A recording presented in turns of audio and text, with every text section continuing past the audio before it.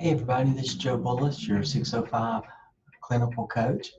I am doing a recording because I am not going to be able to attend the meeting that you have with Dr. Stone this evening. Um, I don't know, for those of you who don't know, my mother-in-law has passed away and the funeral is tomorrow, but this evening we're going to have to get together with the family to kind of finalize some plans. But what I wanted to do is go ahead and do a brief recording on the items that I was going to talk about this evening. That would be kind of a heads up on the progress that you should be making. Also discuss PSYOP Task 4, 5, and 6, and then just kind of touch base with you about your competency folio. So based on my calculations, we are in week 5 of the spring 2021 semester. If you haven't gotten a good start on PSYOP 1 through 3 and even wrapping that up or being close to definitely wrapping up 1 and 2, probably need to get on the ball with that and make sure you get that taken care of. Next couple of weeks, after the next couple of weeks, I'll probably be doing individual emails with anybody that I feel like is not making the progress that they need to be making in order to be able to graduate on time. So if you might just be good for you to kind of go ahead and take a pulse check of yourself, where you should be, what the deadlines are that you have in front of you, when you have to have everything turned in so it can be evaluated in time for you to be able to graduate. Just take that responsibility upon yourself to say, okay, this is where I should be. Am I close to that point? And if not, am I going to be able to get caught up, or am I going to need some help? And if you do, just reach out to me or Dr. Stone, either one. Certainly feel free to reach out to me. Not able to meet with you this evening, but after tomorrow, I can certainly schedule a Zoom session with you if you need be, or answer any email. I will not, as a matter of fact, I did want to mention to you that I will not be available for email or phone calls or Zooms tomorrow.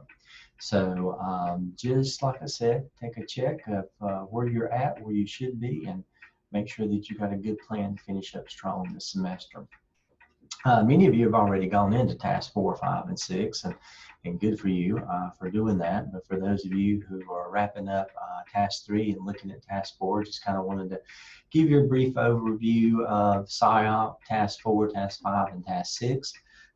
In task 4, you're going to take a look at all the information that you presented in 1 through 3. That is the school data project, the teacher working condition survey analyst, the focus group, and looking at pulling all that information in and working towards that school improvement plan, the PSYOP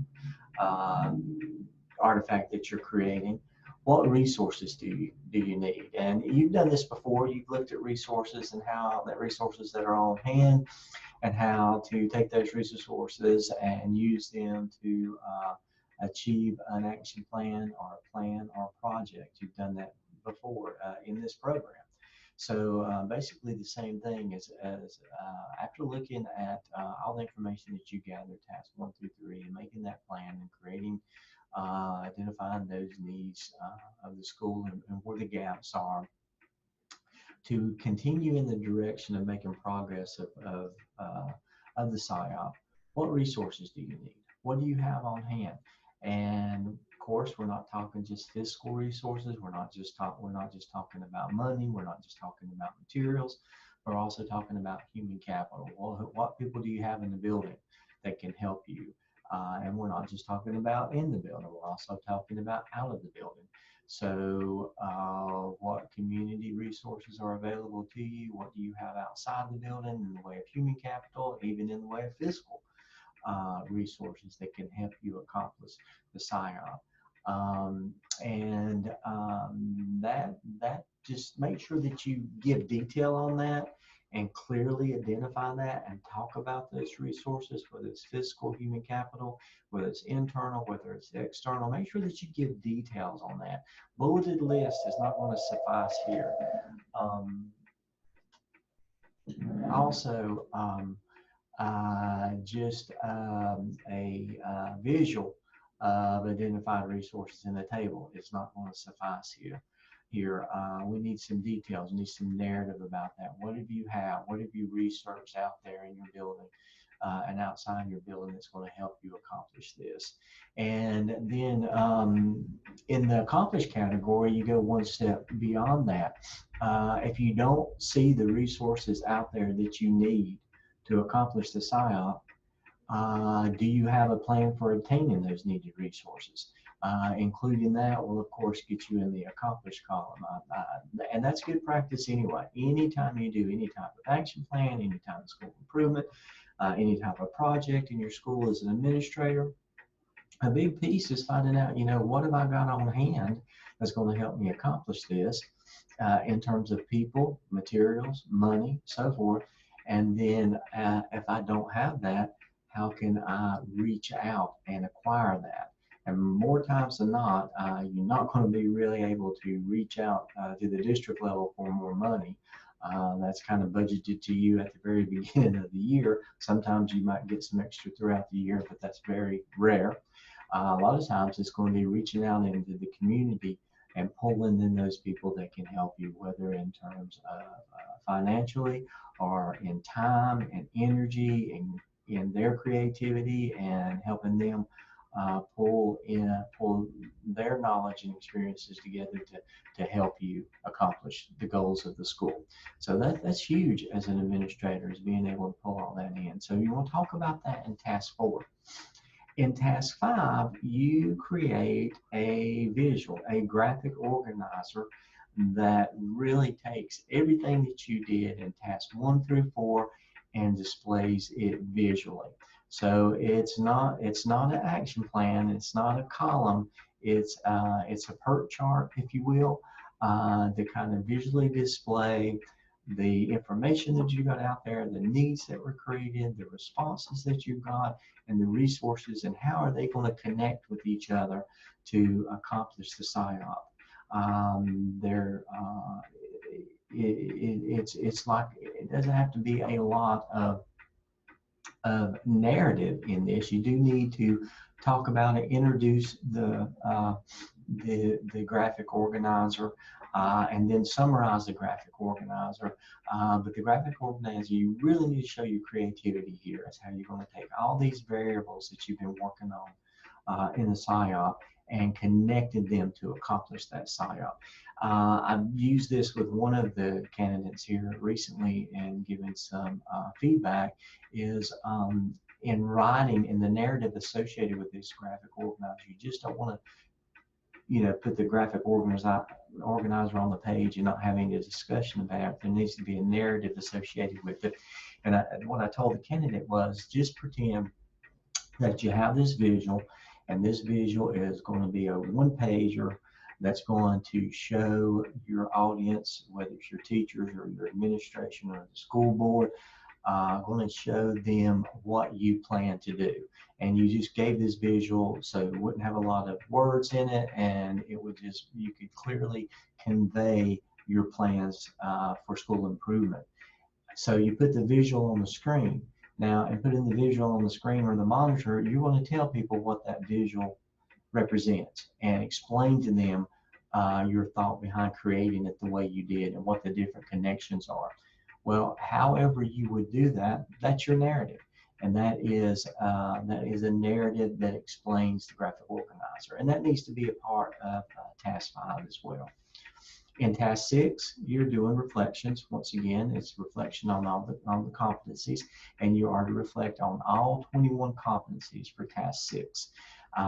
So it is a PSYOP/MELS narrative. Please pay attention to that. Is that you are going to analyze the different aspects of the course content, the clinical experiences, everything that you've done in MELS and the PSYOP, and don't forget to make sure that you kind of focus in on the PSYOP for each 21 competencies. So that is task 6 for the PSYOP, and at that point in time, you will have finished the PSYOP, be ready to combine your task 1 through 6 into your final evidence narrative and submit it to Dr. Stone and myself. So that's kind of the overview of PSYOP task 4, 5, and 6.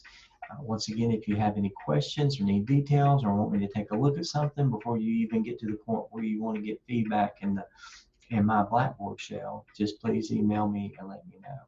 Another thing I was going to talk to you, I'm going to stop share for just a moment. And another thing I was going to talk to you this evening was just kind of go over your competency folio in task stream. The next time I meet with you, we'll kind of go into your DRF, making sure that you're aware of what you need to accomplish there. And other than uploading the PSYOP, right now you need to focus on that PSYOP and get that completed. We really concentrated on 604 on you having your competency folio in good shape, so you should be good to focus on the PSYOP right now, not worry about the competency folio as much. But as you finish up the PSYOP and you begin working on your competency folio, in the competencies in your competency folio, 9 of them have been designated as a strong correlation to the PSYOP. That's communication, change management, dialogue and inquiry, environmental awareness, global perspective, judgment, personnel ethics, technology, and visionary. All have been correlated or shown to have a strong correlation to the PSYOP, and Gardner-Webb has placed that there here in beside of the title, so you know that we've talked about that before. But there's 9 of those. There's 9 opportunities for you to take artifacts that you've created in PSYOP and plug them into your competency folio for specific competencies. And like I said, you can go through each of these and list them yourself. But once again, it's communication, change management, dialogue and inquiry, environmental awareness, global perspective, judgment, personnel ethics, technology, and visionary. But also, don't forget that you also need to make sure before you get close to the end of the semester to have an open-ended artifact as well as the ones that you pulled from your evidences. That is for each of the 21 competencies. So at the end of the day, each competency will have at least 3 artifacts, one from an evidence, one from another evidence that you did in the program, and then one open-ended, which could be your clinical experiences. Can you have more? Yes, absolutely. Like Dr. Lamb has said, and I've said, this competency folio is yours to take with you after you finish the program, and can certainly be sent to your prospective employer as a portfolio of your leadership. So can you have more than 3? Yes, you certainly can, but you definitely have to at least have 3 artifacts in each competencies, and each appropriately labeled, so we know that you have made that correlation and specifically what evidence you have pulled this from. Remember, you can use each artifact.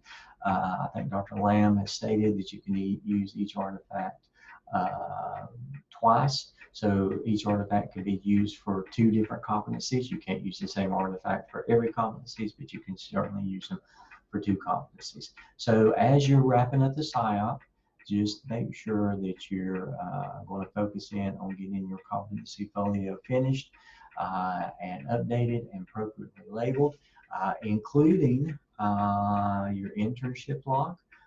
Make sure that you have every semester's internship log designated in your competency folio. That needs to be there for your prospective employer to look and review as well. I need to see it, of course. And then you will be taking the complete log and uploading it into your DRF as you near the end of the semester for evaluation. And we will talk about that next time I meet with you. Well, that briefly is what I was going to speak with you tonight. I wasn't going to take a lot of time. Have this recording ready. I'll send it to you via email And I will also, of course, post it in the video library of my clinical shell. After you review it, if you have any questions, feel free to reach out to me. I hope and pray you and your family stay safe and have a great evening. Thank you again for your time.